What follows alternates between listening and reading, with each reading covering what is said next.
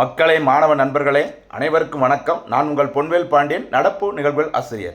இந்த தினத்தில் நம்ம பார்க்க போகிறது மே 24ஆம் தேதிக்குரிய தினசரி நடப்பு நிகழ்வுகளின் தொகுப்பு. நம்முடைய நடப்பு செய்திகள் எப்பயுமே பார்த்தீங்கன்னா சமீப காலங்களில் போட்டித் தேர்வுகளில் நடப்பு செய்திகளை மையப்படுத்தி சப்ஜெக்ட் ஸ்ட்ராட்டஜிக்கு எப்படி கொஸ்டின்ஸ் வந்துட்டு லிங்க் பண்ணி கேட்குறாங்களோ அதன் அடிப்படையில் தான் சூப்பராக தொகுத்து வழங்கிட்டு இருக்கிறோம். சரி, முக்கியமான அமைப்புகள், மாநாடுகள், விருதுகள், சரிங்களா, எந்த ஒரு சம்பவம் வந்து நம்ம மிஸ் பண்ணாமல் சூப்பராக தொகுத்து வழங்கிட்டு இருக்கிறோம். நல்ல முறையில் பயன்படுத்திக்கோங்க. இந்த வருஷம் உங்களுக்கான அரசு பணியை நீங்கள் உறுதி செஞ்சுக்கோங்க. அதற்கு நான் முயற்சிகள் வந்துட்டு ரெகுலராக பண்ணிட்டு தான் இருக்கிறேன். உங்களுடைய விடாமுயற்சியை நீங்கள் தொடர்ந்து பண்ணிகிட்டே இருங்க. சரிங்களா, நம்முடைய ஆர்ட் ஒர்க் பிடிச்சிருந்து அப்படின்னா, நோட்ஸ் பிடிச்சிருந்து அப்படின்னா நம்ம சேனலை சப்ஸ்கிரைப் பண்ணிக்கோங்க. கேட்குற கேள்விகளுக்கு பதில் சொல்லுங்கள், ரிவிஷன் பண்ணுங்கள், ஈஸியாக சூப்பராக எக்ஸாமில் கிளியர் பண்ணுங்கள். ஆரம்பிக்கலாம். மே 24ஆம் தேதிக்குரிய நடப்பு செய்திகள். ஃபஸ்ட்டு நம்ம பார்க்க போகிறது தலைப்பு செய்திகள். ஹெட்லைன் சொல்லி பார்க்கும்போது அதில் ஃபஸ்ட்டு என்னென்னு பார்த்தீங்கன்னா, மே 24ஆம் தேதியில் ஒரு முக்கியமான தினம் இருக்குது. அது காமன்வெல்த் தினம். அப்படின்னா என்ன, எதற்காக, யாருடைய பிறந்த நாளில் இது கொண்டாடப்படுகிறது அப்படி பார்க்க போகிறோம். அதுக்கப்புறம் அதனுடன் தொடர்புடைய முக்கியமான அமைப்பு காமன்வெல்த் ஃபெடரேஷன், அந்த கூட்டமைப்புனா என்ன, எப்போது உருவாக்கப்பட்டது அதை பார்க்க போகிறோம். அதுக்கப்புறம் இன்றைக்கி நியூஸ் பேப்பரில் வந்த முக்கியமான ஒரு அமைப்பு, நிறையா போட்டித் தேர்வில் கேட்டது, NTPC அமைப்பு, தேசிய அனல் மின் கழகம் அப்படின்னா என்னன்னு சொல்லி பார்க்க போகிறோம். அதுக்கப்புறம் ஒரு முக்கியமான ஒப்பந்தம் இன்றைக்கி நியூஸ் பேப்பரில் வந்தது, ஐக்கிய நாடுகள் சபையின் அணு ஆயுத பரவல் தடை ஒப்பந்தம், ஷார்ட்டா NPTன்னு சொல்லுவாங்க.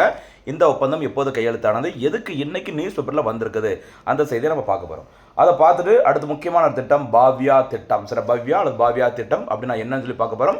இன்றைக்கும் நியூஸ் பேப்பரில் சூப்பராக வந்திருக்கு. நம்ம ஏற்கனவே பார்த்துருக்கோம் பல முறை இந்த திட்டத்தை. சரி, பவ்யா. சரியா, அடுத்து ஆறாவது முக்கியமானது எக்ஸாமுக்கு தேவையான முக்கியமான ஒன்லைன் செய்தி. சரி, ஒரு வரி செய்திகள் ஏற்கனவே நம்ம பார்த்துருப்போம். அதை இன்றைக்கி நியூஸ் பேப்பரில் வந்ததுனால சும்மா ஒரு ரிவிஷனுக்காக ஒரு ஒன்லைனில் நம்ம கொடுத்துருவோம். ஓகேவா.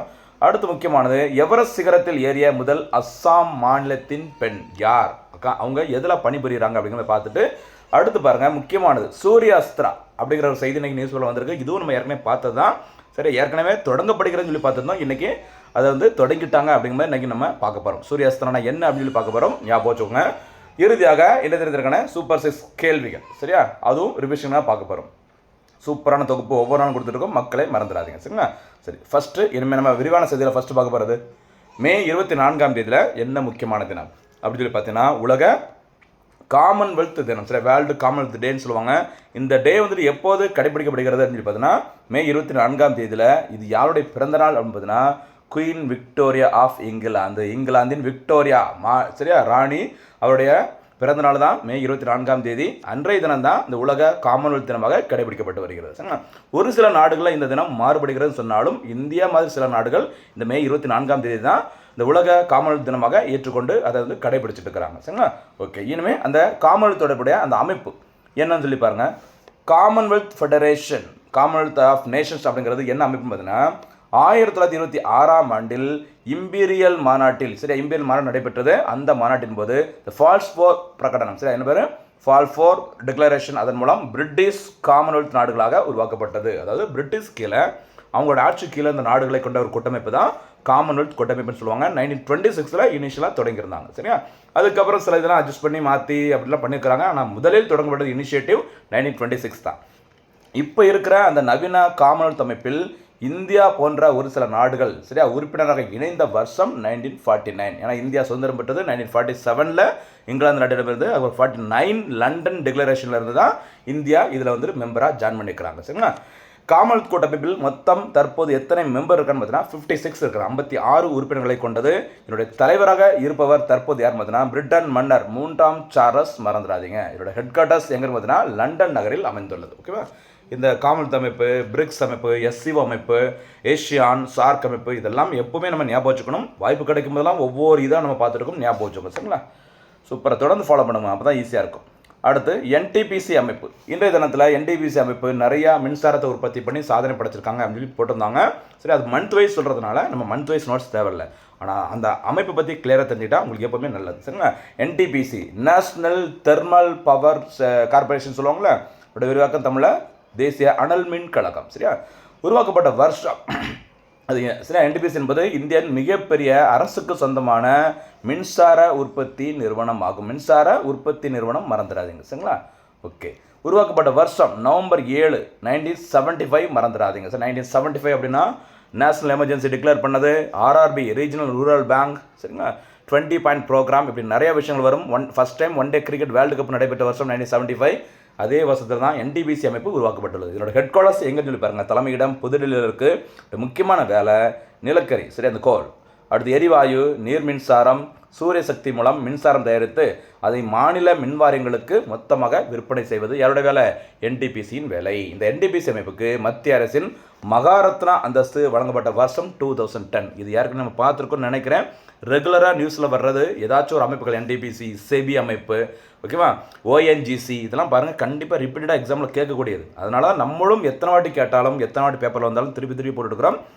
எத்தனை முறைனாலும் பரவாயில்ல, நீங்கள் விடாமல் பாருங்கள். ரிவிஷனுக்கு ரொம்ப யூஸ்ஃபுல்லாக இருக்கும். சரிங்களா? NTPCக்கு மகாரத்னா அந்தஸ்து அப்படின்னா எந்த வருஷம் இருக்கிறாங்க? 2010 அப்படின்னா இந்தியன் கரன்சிக்கான சிம்பிள் ஏற்றுக்கொள்ளப்பட்டு நடைமுறைக்கு வந்து 2010. ஞாபகம் வச்சுக்கோ, மறந்துடாதீங்க. சரிங்களா? அடுத்து ஒரு முக்கியமான ஒப்பந்தம் இன்றைக்கி நியூஸ் பேப்பரில் வந்தது. ஐநாவின் அணு ஆயுத பரவல் தடை ஒப்பந்தம். சரி, 3ஆம் கட்டமாக இந்த ஒப்பந்தத்தை சரியா மறுபடியும் ரினுவல் பண்ணுறதுக்காக முயற்சி பண்ணாங்க. அது தோல்வியில் முடிவடைந்தது. சரியா, தோல்வியில் முடிஞ்சாலும் அந்த ஒப்பந்தம் என்னங்கிறத தெரிஞ்சுக்கோங்க. ஏன்னா இது இப்போ உள்ள ஒப்பந்தம் கிடையாது, ஒரு பழைய ஒப்பந்தம். பாருங்கள், அணு ஆயுத பரவல் தடை ஒப்பந்தம், ஷார்ட்டாக NPT சொல்லுவாங்க. ஞாபகம் வச்சுக்கோங்க. இந்த ஒப்பந்தம் கையெழுத்தான நாள் ஜூலை 1, 1968. சரி, ஒப்பந்தம் கையெழுத்தானது ஜூலை 1, 1968. ஜூலை 1னா என்னமோ ஞாபகம் வரணும், சொல்ல பாருங்க. ஜூலை 1னா GST தினம், ஜூலை 1, 1917. அடுத்து இந்தியாவில் நேஷ்னல் டாக்டர்ஸ் டே. சரியா, அடுத்து டிஜிட்டல் இந்தியா ஸ்கீம், ஜூலை 1, 2015. இந்தியாவோட ஃபர்ஸ்ட் ஹைகோர்ட்டு, கல்கத்தா ஹைகோர்ட்டு முறைப்படி நடைமுறைக்கு வந்தது ஜூலை 1. சரியா, இப்படி நிறைய விஷயங்கள் வரும். ஜூலை 1ஆம் தேதி மறந்துடாது. நிறைய விஷயங்கள் நடைமுறைக்கு வந்தனாலும் ஜூலை 1ஆம் தேதி இருக்கும், விட்டுறாதீங்க. சரியாம்மா? அடுத்து இந்த ஒப்பந்தம் 68 கையெழுத்தானாலும் நடைமுறைக்கு வந்தது மார்ச் 5, 1970. சரியா, இதில் இருக்க மொத்த உறுப்பினர்கள் எண்ணிக்கை 191 இருக்கிறாங்க. சரியா, இந்த ஒப்பந்தம் உலகம் முழுவதும் உள்ள நாடுகளை 2ஆக பிரிக்கிறாங்க. ஒன்று அணு ஆயுத நாடுகள், இன்னொன்று பார்த்தீங்கன்னா அணு ஆயுதமற்ற நாடுகள். சரியா, நியூக்ளியர் வெப்பன் கண்ட்ரிஸ். சரியா, இன்னொன்று பார்த்தீங்கன்னா நான் நியூக்ளியர் வெப்பன்ஸ் கண்ட்ரிஸ் சொல்கிறாங்க. ஓகேவா, 2ஆக பிரிக்கிறாங்க. இதில் 191 நாடுகள் உறுப்பினராக இருந்தாலும், ஓகேவா, அதிகாரப்பூர்வமாக இந்த ஒப்பந்தத்தில் கையெழுத்திட்டுள்ள முக்கியமான நாடுகள், அணு ஆயுத பரவல் தடை ஒப்பந்தத்தில் கையெழுத்திட்ட முக்கியமான நாடுகள் அமெரிக்கா, ரஷ்யா, சைனா, பிரிட்டன் மற்றும் பிரான்ஸ். ஞாபகம் வச்சுக்கோங்க. ஐநாவின் அந்த நிரந்தர உறுப்பு நாடுகள் சொல்லுவாங்கள்ல, வீட்டோ அதிகாரம் கொண்ட நாடுகள், இவங்க தான் அதில் கையெழுத்து போட்டுக்கிறாங்க. ஞாபகம் வச்சுக்கோங்க.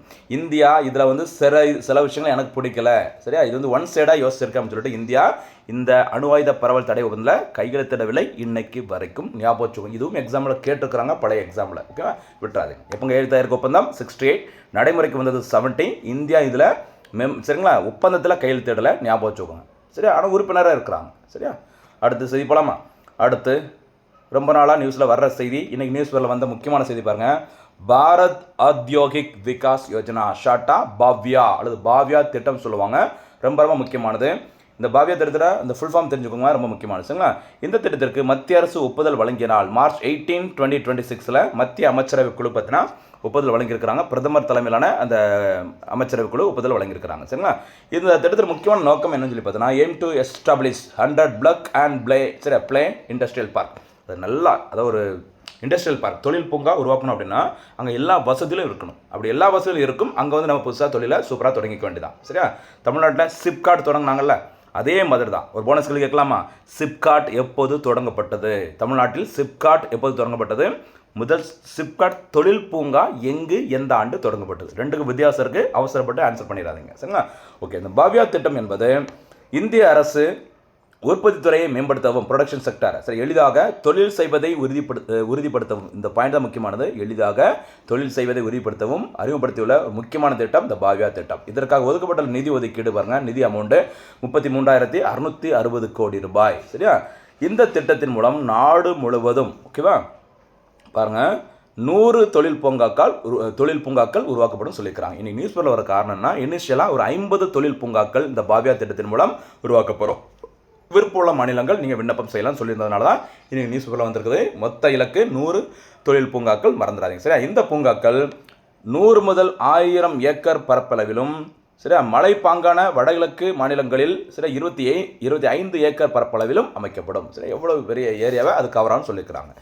பூங்காக்களில் வழங்கப்படும் வசதிகள், அந்த தொழில் பூங்காக்களில் என்ன பூங்காக்களோட அங்கே சேர் இருக்கும், உட்காந்துருக்கலாம். சரி, நல்ல புல் தரையாக இருக்கும், தண்ணீர், சரி, வாட்டர் ஃபால்ஸ்லாம் நினச்சக்கூடாது. தொழில் பூங்கா. சரியா, தொழில் பூங்கா அப்படின்னா அங்கீகரிக்கப்பட்ட நிலங்கள். சரியா, நிலங்கள், லேண்டு, சாலைகள், சரியா, ரோட் டிரான்ஸ்போர்ட், மின்சாரம், ஒற்றை சாளர அனுமதி முறை, உலகத்தரம் வாய்ந்த உள்கட்டமைப்பு வசதி, இது எல்லாமே ரெடியாக இருக்கும் இந்த தொழில் பூங்காக்களில். எந்த திட்டத்தின் மூலம்? பாவ்யா திட்டம். இந்த திட்டத்திற்கு பார்த்தீங்கன்னா ஒரு ஏக்கருக்கு 1 கோடி வரை மானியமும் வழங்கப்படுகிறது. கூடுதல் செய்தி, ரொம்ப ரொம்ப முக்கியமான திட்டம், ஞாபகம் வச்சுக்கோங்க, பாவ்யா திட்டம். சரியா, அடுத்த செய்தி போலாமா? தேர்வுக்கு முக்கியமான ஒரு வரி செய்திகள் மாதிரி தெரியும், ஆனால் அது அவ்வளோ முக்கியமானது. பாருங்கள், விபிஜி ராம்ஜி, இது எத்தனை வாட்டி பார்த்துட்டேங்கன்னு தெரில, இனிமேல் வந்துட்டே தான் இருக்கும். அடுத்து கொஞ்சம் நாளைக்கு பாருங்கள். விபிஜி ராம்ஜி திட்டம் ஜூலை 1, 2026 முதல் செயல்படுத்தப்பட உள்ளது. இது ஏன் இன்னைக்கு நியூஸ் பேப்பரில் வந்திருக்குன்னு பார்த்தீங்கன்னா, இந்த திட்டம் தொடர்பான வரைவு விதிகளை மத்திய அரசு வெளியிட்டுள்ளது. சரியா, 100 நாளைக்கு பதிலாக 125 நாட்கள். சரியா, மத்திய அரசோட பங்களிப்பு 60%, மாநில அரசோட பங்களிப்பு 40%. இமயமலை வடகிழக்கு மாநிலங்களில் இது 90-10 அப்படிங்கிற ரேஷியோவில் தான் அந்த நிதி பங்கீடு இருக்குன்னு சொல்லியிருக்கிறாங்க. இப்படி நிறைய விஷயங்களை நாங்கள் வந்துட்டு வரை விதியில் வெளியிட்டுக்கிறோம். பொதுமக்கள் உங்களுடைய கருத்துக்களை நீங்கள் தெரிவிச்சுக்கோங்க அப்படின்னு சொல்லியிருக்கிறாங்க இந்த திட்டத்தின் தொடர்பாக. சரிங்களா? ஓகே, மைகவ் அப்படிங்கிற ஒரு போர்ட்டல், இதுவும் நம்ம 1000 வாட்டி கேட்டது தான். மைகவ் அப்படிங்கிற போர்ட்டல் மூலமாக மத்திய அரசின் அந்த திட்டங்களுக்கு பொதுமக்கள் தங்களுடைய கருத்துக்களை தெரிவிக்க முடியும். அகெயின் அதே ரிப்பீட்டட் கொஸ்டின் தான். மைகவ் அந்த போர்ட்டல் திட்டம் எப்போது தொடங்கப்பட்டது? சரிங்களா, சொல்ல பார்க்கலாம். போனஸ் கேள்வியா. அடுத்த ஒரு முக்கியமான ஒன்லைனர் நியூஸ் என்னன்னு சொல்லி பாருங்க. எவரெஸ்ட் சிகரத்தில் ஏறிய முதல் அஸ்ஸாம் மாநில பெண் ரூபா மோனிகோர் அவர்கள். சரிங்களா, இவர் இந்தோ திபெத் எல்லை காவல் படை குழுவின் ஒரு பகுதியாக உலகின் உயரமான இந்த சிகரத்தை அடைந்து சாதனை படைச்சிருக்கிறாங்க. நிறைய பேர் போயிருக்கிறாங்க, ஆனால் அஸ்ஸாம் மாநிலத்தின் முதல் பெண்மணி எவரெஸ்ட் சிகரத்தை அடைஞ்சிருக்காங்கன்னா அவங்க யார்? ரூபா மோனி, மறந்துடாதீங்க. ஓகேவா? ஓகே, அடுத்த செய்தி. சூர்யா அஸ்திரா. சரியா, சூர்யா அஸ்திரம் ஒரு ஏவுகணை, சரியா, அல்லது ஏதோ ஒரு ஆயுதம். சூர்யா அஸ்திரா என்பது இந்தியாவில் உள்நாட்டிலேயே தயாரிக்கப்பட்ட நீண்ட தூர ராக்கெட் பீரங்கி, ராக்கெட்டில் பயன்படுத்தக்கூடிய அந்த பீரங்கி. ஓகே, அந்த பீரங்கியில் பயன்படுத்தக்கூடிய அந்த ராக்கெட் லான்ச்சர் பேர் தான் அந்த சூர்யா அஸ்திரா. இதை உருவாக்குனது பார்த்தீங்கன்னா வழக்கம் போல் டிஆர்டிஓ அமைப்பு போட்டக்கூடாது, நிபே NIBE அப்படிங்கிற ஒரு தனியார் பாதுகாப்புத்துறை நிறுவனம். சரி, பாதுகாப்புத்துறை அமைச்சர் தற்போது ராஜ்நாத் சிங் அவர்கள் இருக்கிறாங்க. இந்தியா வந்துட்டு அதிகளவு இராணுவ தளவாடங்களை ஏற்றுமதி பண்ண போகிறோம். சரிங்களா, அதற்கு தான் அரசு துறையும் சரி தனியார் துறைகளும் நிறைய முயற்சிகள் பண்ணிட்டு இருக்கிறாங்கன்னு சொல்லியிருக்கிறாங்க. அந்த வகையில் இன்றைய தினத்தில் இந்த சூர்யாஸ்திரா அப்படிங்கிறத அந்த ராக்கெட் லாஞ்சரை வந்துட்டு முறைப்படி தொடங்கி வச்சிருக்கிறாங்க மத்திய பாதுகாப்புத்துறை அமைச்சர் ராஜ்நாத் சிங் அவர்கள். இதை உருவாக்கின நிறுவனத்தின் பெயர் மறந்துடாதீங்க, நிபே. சரி, NIBE. ஓகேவா? இது 300 கிலோமீட்டர் வரை தூரமுள்ள இலக்குகளை 2 மீட்டருக்கும் குறைவான துல்லியத்துடன் சூப்பராக தாக்கி அளிக்கும் திறன் கொண்டது. இந்த ராக்கெட் அமைப்பானது 150 கிலோமீட்டர் மற்றும் 300 கிலோமீட்டர் என 2 வகைகளில் உருவாக்கப்பட்டு அது ஒடிசாவின் சந்திப்பூர் பகுதியில் வெற்றிகரமாக சோதனை செய்யப்பட்டுள்ளது. சரிங்களா, சூப்பரான செய்தி. ஓகேவா? இதோட பயன்பாடு அதெல்லாம் கொஞ்சம் பார்த்துக்கோங்க, வழக்கமாக சொல்கிறதா. அடுத்தபடியாக இந்த தினத்திற்கான சூப்பர் 6 கேள்விகள். First, today super 6 question. Number 1, Commonwealth federation அந்த கூட்டமைப்போட தலைமையிடம் எங்கு அமைந்துள்ளது? நம்பர் 2, NTPC அமைப்பு எப்போது உருவாக்கப்பட்டது? அடுத்து, பாவ்யா திட்டம் எதனுடன் தொடர்புடையது? அதோட விரிவாக்கத்தையும் சேர்த்து சொல்லுங்கள், உங்களுக்கு லைஃப்பில் மறக்காது. அடுத்து, விபிஜி ராம்ஜி திட்டத்தின் விரிவாக்கம் என்ன? நிறைய வாட்டி திட்டம் எப்போ தொடங்கினாங்க என்ன இப்படி நிறைய பார்த்துருக்கோம். அதோட ஃபுல் ஃபார்ம் சொல்லுங்கள் பார்க்கலாம். விபிஜி ராம்ஜி. அடுத்து 5th ஒன், சூர்யாஸ்திரா என்பது எதனுடன் தொடர்புடையது? அடுத்து, NTPC அமைப்பிற்கு எந்த ஆண்டு மகாரத்னா அந்தஸ்து வழங்கப்பட்டது? சரி, அந்த மகாரத்னா, நவரத்னா, மினி ரத்னா எல்லாமே எக்கனாமிக்ஸ் பார்க்கும்போது நம்ம பார்க்க போகிறோம். தொடர்ந்து ஃபாலோ பண்ணுங்கள். கண்டிப்பாக சொல்கிறேன், ஒரு காம்படிட்டிவ் எக்ஸாமில் நம்ம சூப்பராக ஒரு சாதனை படைக்கலாம். மீண்டும் சந்திக்கலாம். நன்றி, வணக்கம்.